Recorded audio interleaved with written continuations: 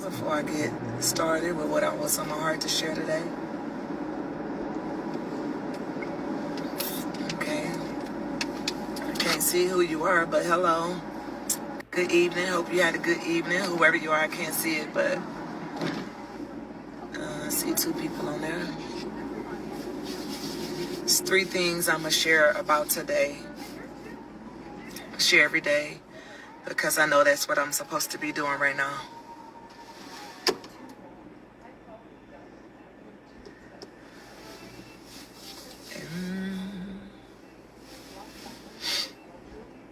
I know that things that I'm talking about are making quite a bit of people uncomfortable.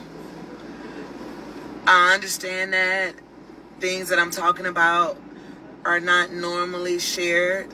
I totally understand that. I get it. And I want you all to understand that, I guess I'm okay with breaking that rule. I'm okay with breaking that rule and whatever the repercussions are because I broke that rule, okay? I promise I'm okay with it. I am okay with breaking that rule. And I know that that's a rule. Like, it's just certain things you don't talk about on Facebook. I know that Facebook is typically reserved for the happier moments in life, it's typically reserved for the good stuff in life, the ups, all of that. I get it. I totally understand where a few of y'all, just a very small few too, but I understand where a few of y'all are coming from. I get it. But nonetheless, I'm going to break the rules. So whatever the repercussions of that is, I'm okay with that. You got to understand that I'm okay with that. Okay? However people may perceive me, the ones who are supposed to perceive me in the way which is my intention, then those are the ones that will receive what I'm saying as I intended. And for everybody else that will take things that I'm saying and take it any other way than what I'm intending, which is to, one, expose the person I'm still married to, unfortunately, and also uses my fresh experience to empower other people, because it's so much freedom when you are able to freely, it doesn't have to be on a public platform, but nonetheless, though, it's things that trauma after trauma after trauma should not go on in your life, and it's never spoken out loud. It shouldn't be that, okay? It shouldn't be that. And it doesn't, and for the ones that profess to be Christians, it definitely shouldn't only be to only Christians that the real of whatever your life is, comes out, is spoken about. It shouldn't only be in the safety net of other Christians or other believers. So, this is where I feel led to share this. This is not something. Thank you, Quisha, for the stars. I'm going to keep going, friend. Yes, I'm going to keep going. Thank you. You know what? And I know I have to keep going. I have to keep going because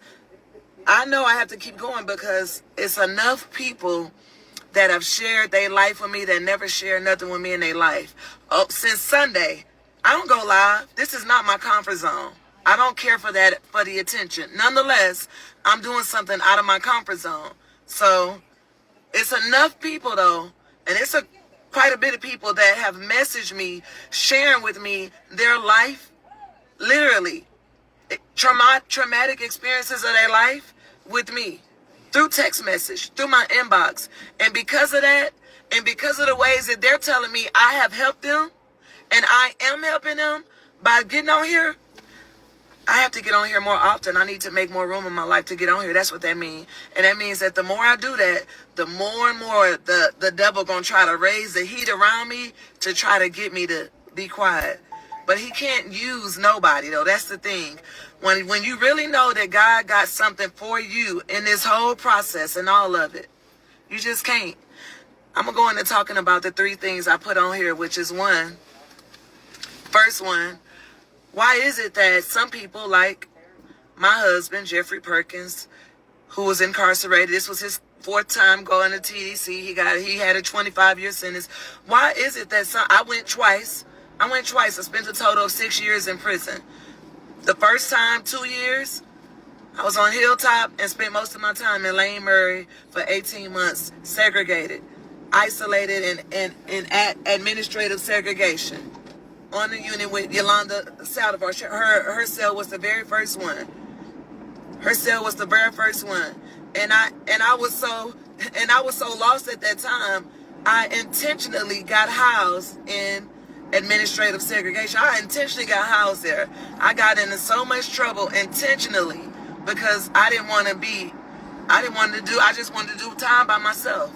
I used to be one of those people that my comfort zone was just by myself all the time. Now, I still love me some me time, but I value the unity and friendships, and I'm open to, you know what I'm saying? I'm not like, oh, no new friends. No, I'm open to, no, because I know I got something on the inside of me, and I can't be closed off like that to people in this world.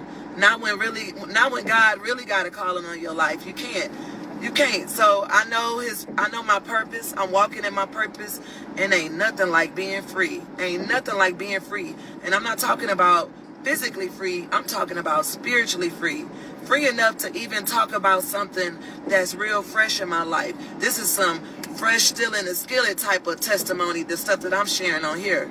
Because who shares about it while we still legally married? Our divorce ain't finalized. So who shares while it's that fresh? Who? Why? Because the Christians have convinced people that until it has been a certain amount of time past whatever it was, they're not supposed to talk publicly about it. Like, really? People are being held bound a little bit longer for nothing. At the sacrifice of what? Some backlash? What people may think about you? What somebody gonna say? Oh, she just broken and bitter. Oh, that girl hurt bad. That's what they think. I ain't hurt bad. For what?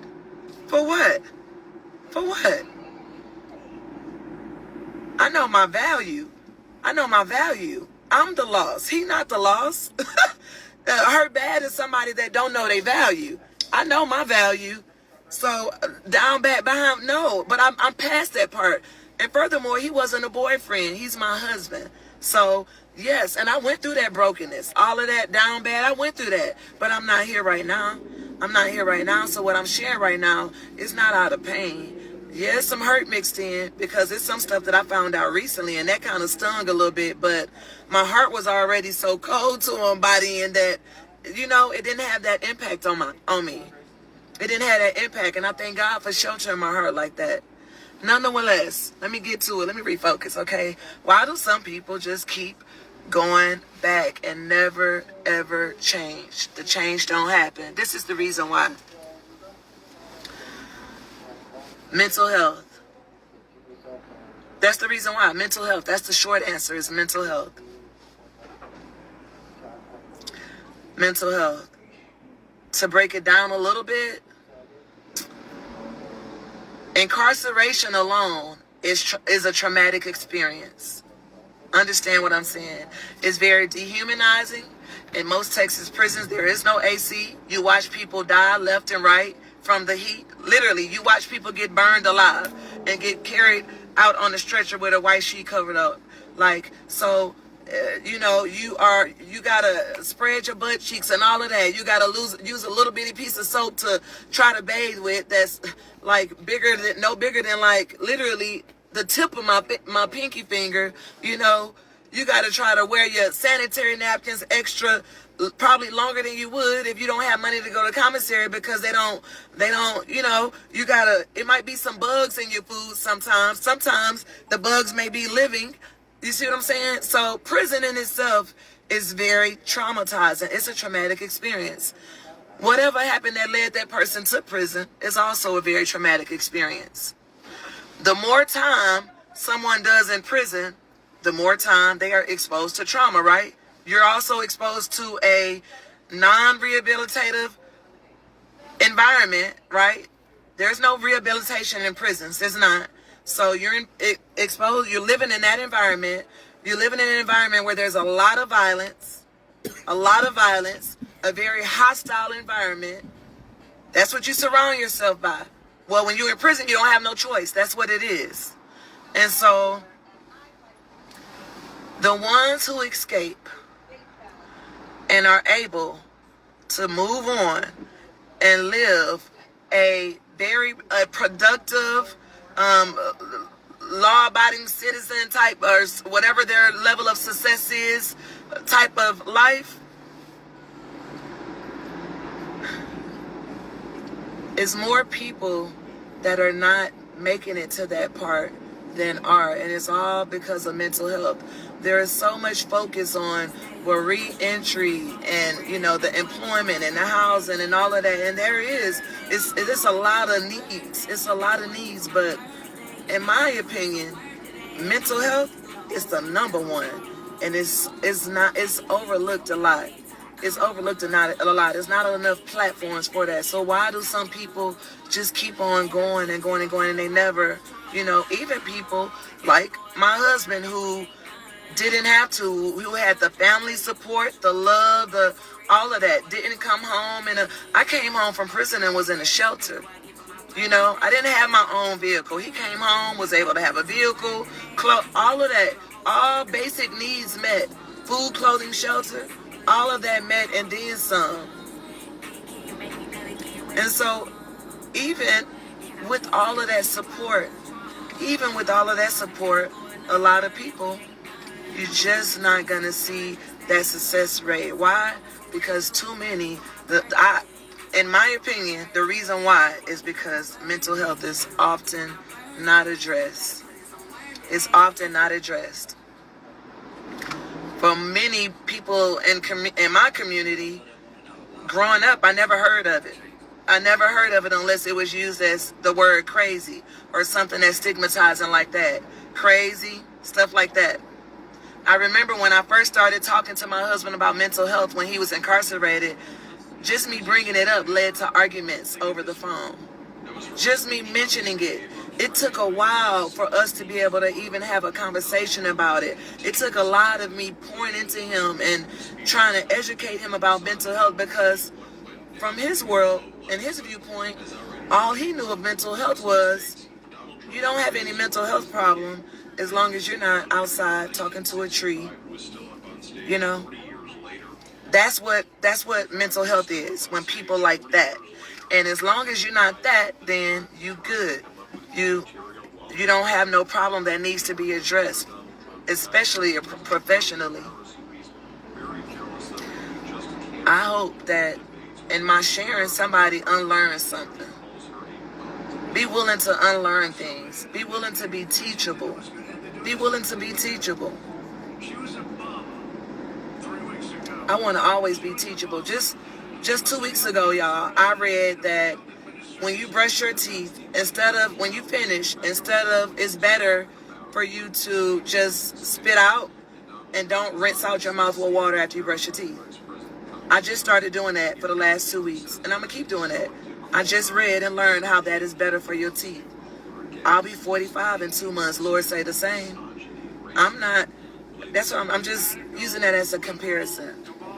Be willing to unlearn stuff and to learn to do things a different way than you ever did, or think a different way. Just have your mindset open as I talk about mental health and incarceration and my marriage and everything. Again, for anybody who thinks that, well, she's bleeding on here, blah, blah, blah, she's whatever, this is not for you, okay? I don't need to waste time trying to convince anybody that I'm good, that I'm not walking in this painful place, because I live happy and in that peace. I have no reason not to. No reason not to. You also have to keep in mind, I'm the one he didn't want the divorce. I'm doing the divorce. But anyways, let me not get sidetracked. But that's why mental health is the reason why people like my husband keep going back to prison, because it's not being addressed. And for a lot of black and brown people, because we still identify with crazy when it comes to mental health, and that's it, that's the extent of it, that's the reason why it's not changing, it's not going to change. Start addressing the mental health. If they just change that whole system, really and truly get rid of the whole system. But that's a horse of another color. We're not on here for that. I'm not gonna. But seriously, mental health is the issue. That's the problem. Only if that was addressed. Jeff went to 2 sessions, 1 session together and 1 by himself, and said, therapy ain't working. Most narcissists will never, ever stay in therapy. Narcissistic tendency. Most narcissists will never stay in therapy.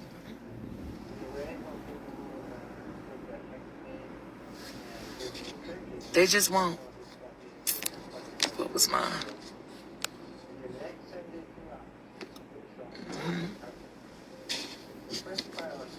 I'm trying to look for my other questions. What were they? It was... Let me see. What's up, Pac-Man, Precious, Jay, hey. Hey, everybody. Hold on, y'all. I'm trying to look at my other...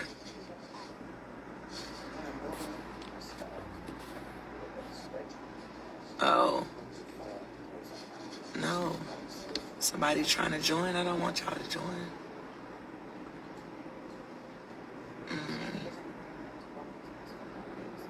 I guess I ain't gonna be able to see it. So anyways, that's the reason why, though, you know. But it was also about being free. Let me see. What did I put on there? Somebody tell me, Quisha. Oh, duh, I know how to look. Give me a second, y'all. Okay. Let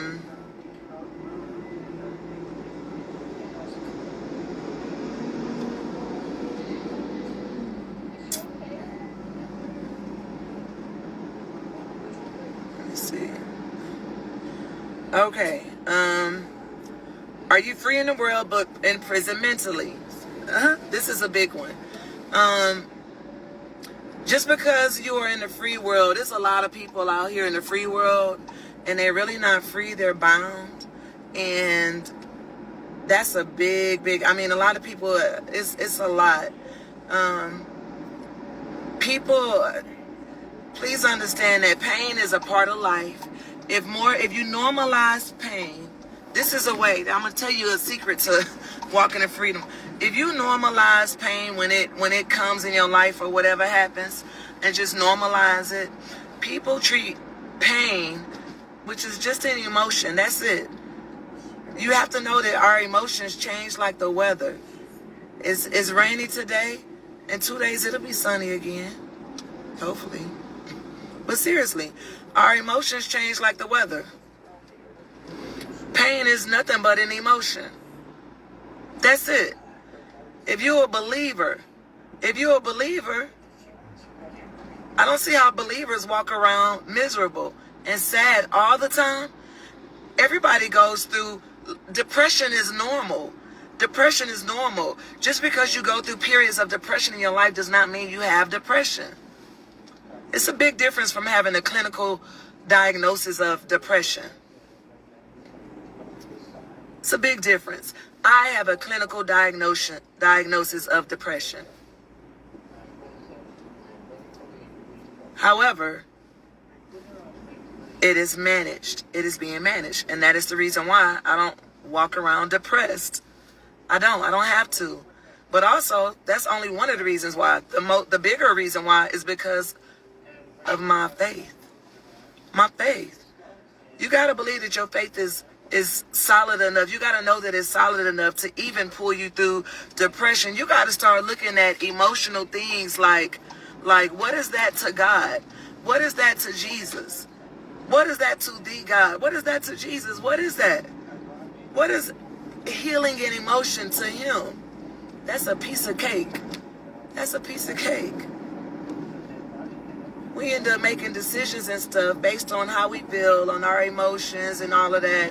You know, if you feel like if this does not feel good, then you're not going to believe God's in it, all because of your emotions. If it's going to make you feel embarrassed, then you're just not going to do it for God, because you don't want that feeling of embarrassment. That's how people stay bound. What if you just started saying, you know what? God gave me my emotions for a reason. And whenever they visit me, whatever that emotion is, you know what? Whatever I need to tap into, why is that emotion here? Is it supposed to be here? Sometimes it's supposed to be there. If it's pain, maybe something happened. Maybe if it's sadness, maybe somebody died or whatever. But if you're just feeling like that and you can't even identify it with something, then that's one way to know that it might be time for you to at least see a therapist or a psychiatrist.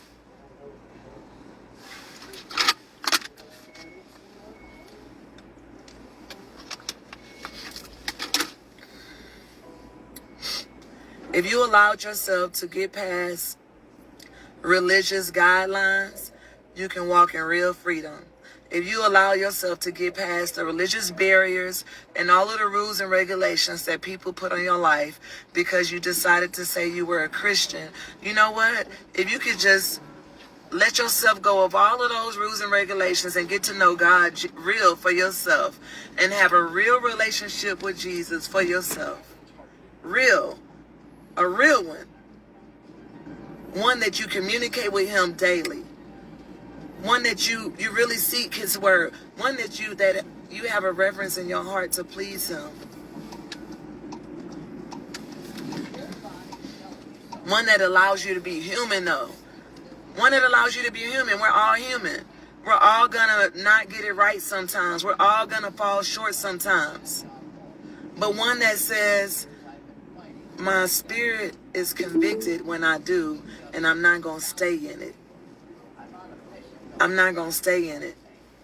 And because people, they want other people to be quiet about it, when it's all because they know that they're going to stay in it. Let me park right.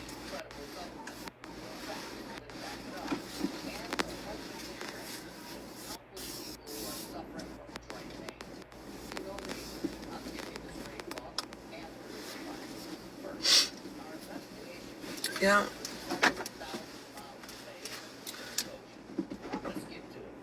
Uh-oh. If you could break through all of the religious rules, all of the stuff, even the stuff you don't learn from childhood, I had to break through it. I had to learn, I had to unlearn things. I told y'all the other day, it was a big one. Don't question God. Don't question God. You just don't never question God. I'm supposed to have this intimate relationship with God, and I can't even question him. That's not true. You don't have to hold on to that. Unbelieve that. Unteach yourself that. Let yourself be untaught some stuff. Unteach yourself that. That's not true. It's okay to have a normal conversation with your Father in heaven and ask all the questions you want. And he understands.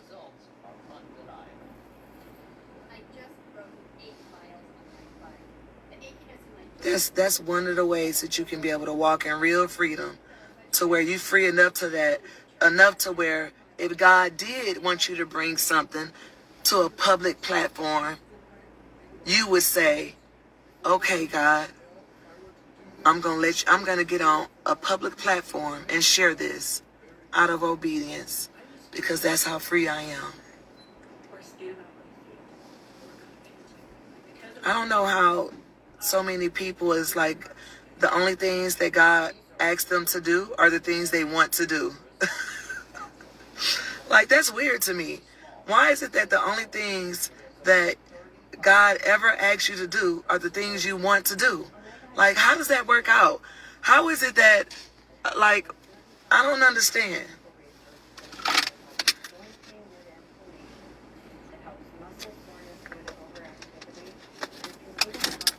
Only thing God wants you to do are the things that you want to do. God just don't ever ask you to do stuff that you don't want to do. Like, I don't know how people line that up to work out like that, but it don't be working out like that for me. God has had me do some very uncomfortable things. But I'm here to tell y'all today that you can be so free in your walk with God that even if he were to ask you to bring something that he brought you through, matter of fact, that he is bringing you through to a public platform, check this out, while you are still walking in your healing. And that's another one we got to unlearn. That's a big one. I think right now, like, that's one of the biggest ones that I've seen this week, is that so many people, it's time to unlearn what healed, like I'm healed, healing. It's a big difference between that. It's time to unlearn the word healed. It's time to unlearn that. The word healed. Just take it out of your vocabulary unless you're talking about a wound on your body or something. Wounds are healed. Wounds are healed. Wounds are healed, y'all.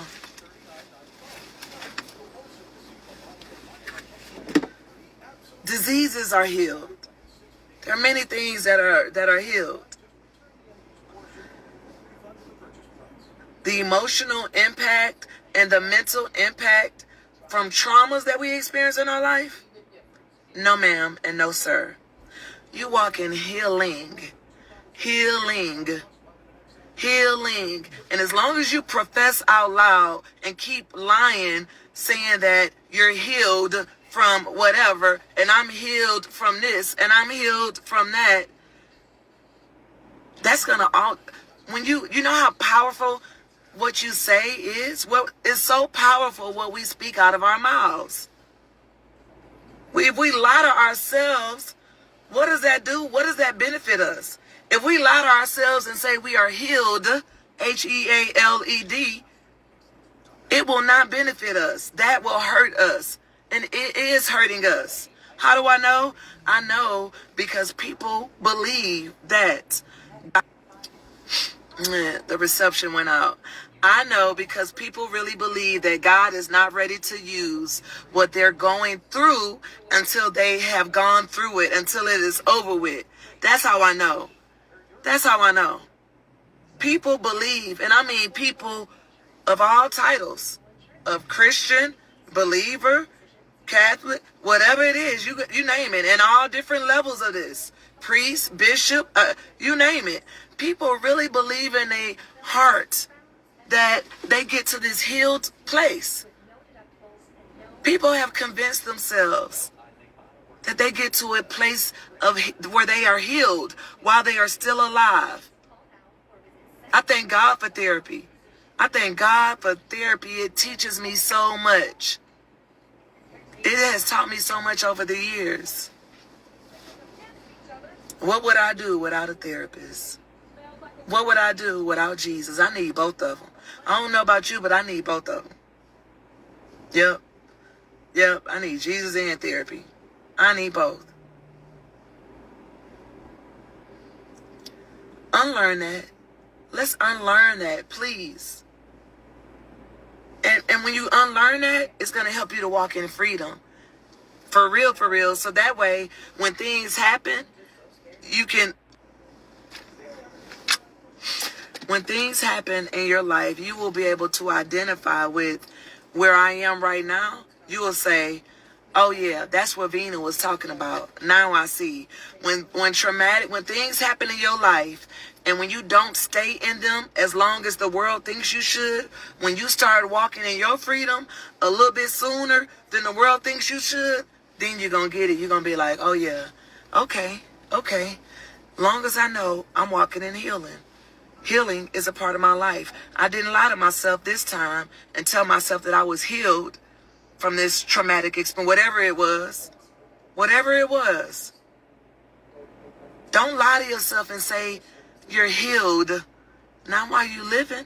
Not while you are still alive in your fleshly body. No. You are healed when your body and spirit separate and your spirit goes to heaven. you are healed. Your spirit goes to heaven, you are healed then. That's when you are healed. Healed. Until then, we are humans. We are humans. Traumatic things happen in life, whether it's a storm, a hurricane, a divorce, a death. It doesn't matter what it is. You don't have to stay there that long. Don't let the world determine or dictate how long you stay in mourning for something. I was able to mourn while I was still physically living together with my husband. I was mourning before we separated physically. I was already mourning. That's enough mourning now. That's like enough is enough. Okay, I was getting silly, but seriously, when you really just, walk in the freedom of just get past all of those religious barriers and stuff, religious rules that you were taught, allow yourself room to be human. When you mess up, when you do the wrong thing, have a heart that says, especially when it's with dealing with another person, value people, value relationships. I have a huge heart. I value people. I value relationships. You're not going to have no history of me having bad relationships and bad blood with people. No. Known to be getting over and doing people dirty. No. Learn what to expose and what to cover up. Imposters you expose. Imposters you expose.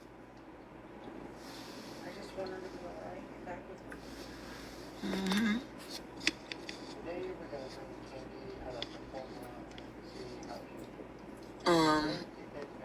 1 minute. That's how I did that. You can walk, you can really be free in the world. You don't have to walk in the world bound by depression. You don't have to be bound by none of that. You can walk in real freedom by simply getting to know God for yourself, breaking free from all of the religious rules and stuff that have been set over your life.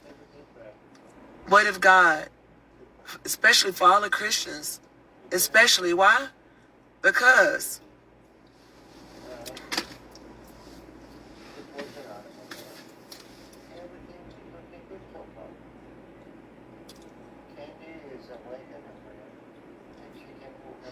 those are the main people that give others, including myself, slack for any little thing. They be the first ones. The first ones, that's why. But yeah, too many really believe that God is not ready to use what he's bringing you through. You can only use what God brought you through. No. That's not real freedom to me. What if God needed to use? What if he didn't need? What if he couldn't wait? What if God was saying, you know what? You trying to use what I brought you through instead of using what I'm bringing you through. Hey, friend. Hey, Shawana. Hey, Shauna. Hey, Jennifer. Hey, Shawana. Hey, Brittany. Yeah. Yeah, a lot of times you're trying to wait to use what God brought you through when God is trying to use what he is bringing you through. And you, because of religiosity, done got you thinking that you don't share nothing until you are healed, because too many people don't even realize that you have to just walk in your healing. It's work. It's work. When things happen, whether, like I said, whether it's a hurricane, a molestation, whatever, incarceration, you have to walk in it. You have to walk in your healing. It's a part of your life. You don't just healed. You don't just get to a place where I've arrived at healed. I'm done with that now. I'm good. Like, no, you walk in your healing.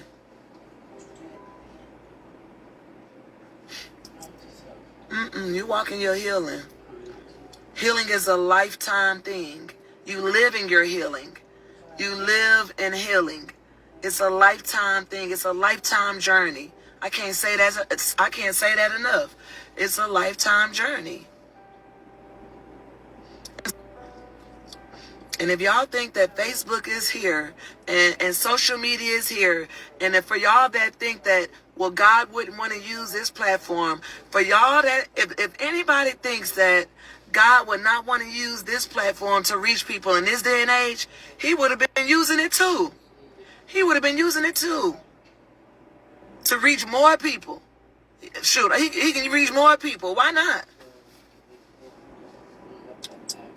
So then why would y'all think that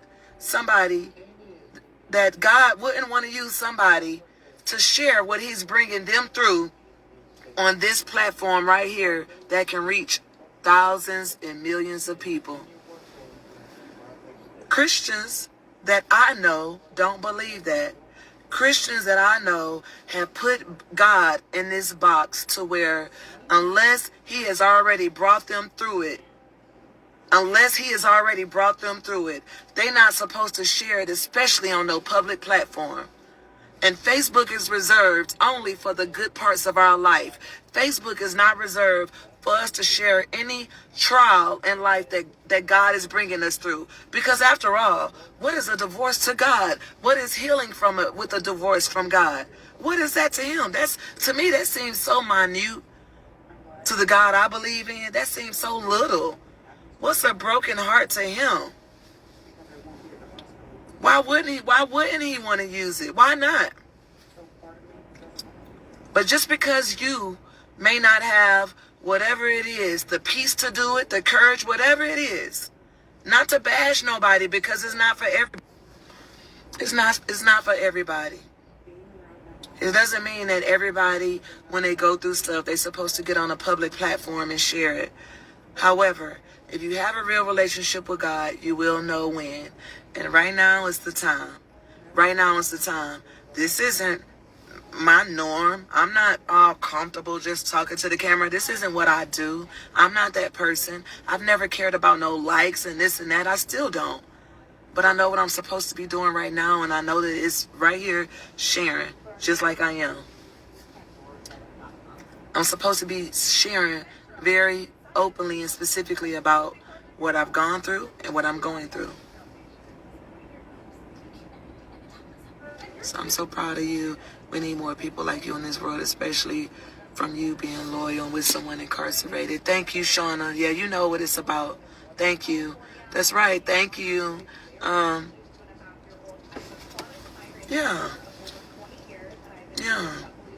No, I don't. If somebody say, oh, she like, or she just talking about how he dogged or whatever, guess what? That's not a reflection of me. That's a reflection of him. My conscience is very clear. I'm here to expose the imposter, though. I am. That's one of my purposes.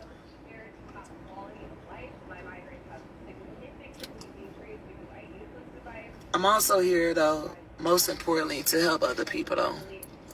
To help other people, because I want others to be able to walk in the same freedom I get to walk in. People talk about a peace that surpasses all understanding. I have it for real. I have it for real. I have it for real. Like, nobody understands that. And I'm walking in that right now, y'all. I'm walking in that peace right now, like literally. A peace that surpasses all understanding, because it has surpassed. Many people don't even understand it. Like, ain't no way. Ain't no way. I know the devil pissed. I know that.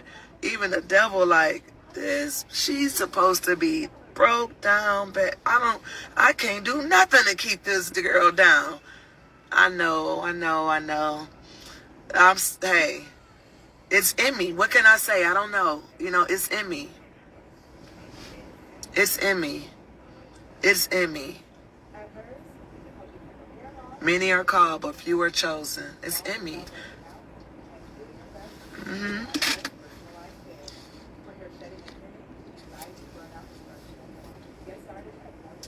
You can do it too. If I can do it with what I've lived through life, with what I'm still going through, you can too. You can walk in the same peace that I have, even when bad things happen in life. You can start to normalize it also when bad things happen in life. I normalize it. You know what? Sometimes divorce happens. Sometimes whatever happens. Sometimes death happens. Sometimes whatever it is. Just normalize it. People act like the word, like pain is this like forbidden land. Like, please don't ever let me touch that place. Like, it's okay. Do you not believe that you are equipped to be able to handle? Do you not believe that you are equipped to be able to handle pain?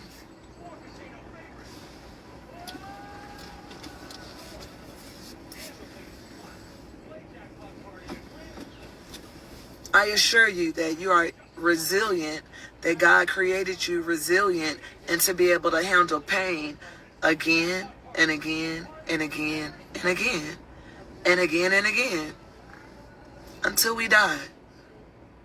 You can handle the pain. God will bring you through it. You don't have to stay in that. How long you stay in it, that's up to you, because God don't take that long. He don't take that long. That be us. That be us sitting there wallowing in it. Wallowing in it. We wallow in it. That wasn't the intention. That was never his intention, for us to just wallow in it and be consumed by it. No. No. This is preparing us for a bigger war. And that war is right now. And that's the reason why I'm speaking right now. That's the reason why I won't be able to stop speaking right now. Because I know my assignment. Doesn't matter who, what they say, it doesn't matter. I know my assignment. And when you know, you just know. And for me, when I know, I do. Nowadays, I just do.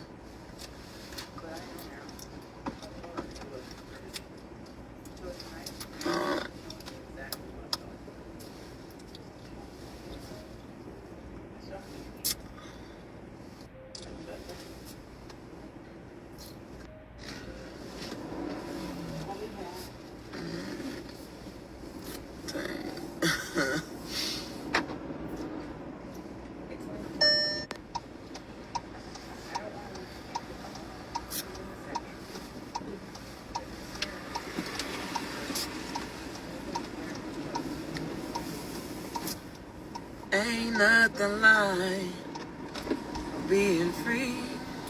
Ain't nothing like being free, y'all. I'm not somebody with some special powers that other people don't have. Everybody has the same, ability to walk in the same freedom, even when life happens, even when traumatic things happen.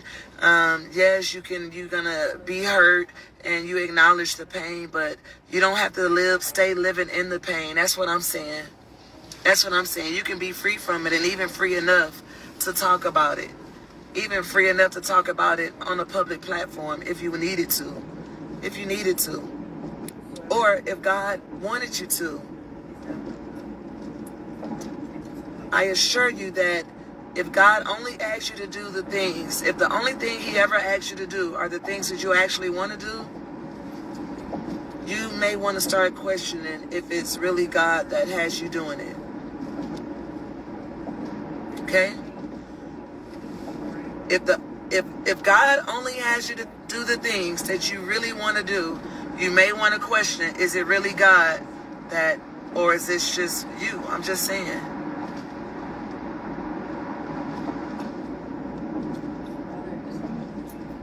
Emotions ain't nothing to God, because he's not governed by our emotions. And we were not even designed to be or created to allow our emotions to govern us. That was never the purpose. Like, we get lost in our emotions and let them decide make all kind of decisions for us. And then people even have God in such of a box that they believe that if it'll ever make you look crazy, or if it'll ever If it's something that's gonna make people think a certain thing, then ain't no way it could be God telling you to do it. Because God wouldn't have you looking like that. Like, people really believe that.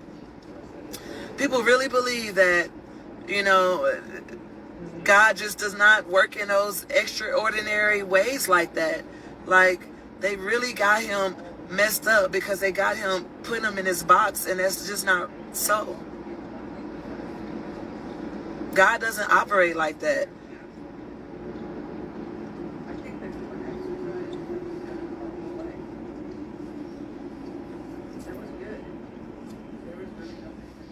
I don't know where all these rules came from.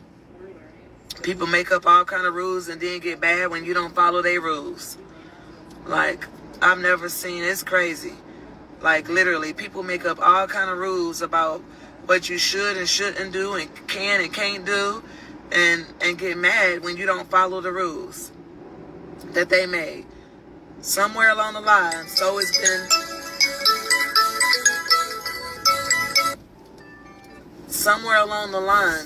been told to me, you're not supposed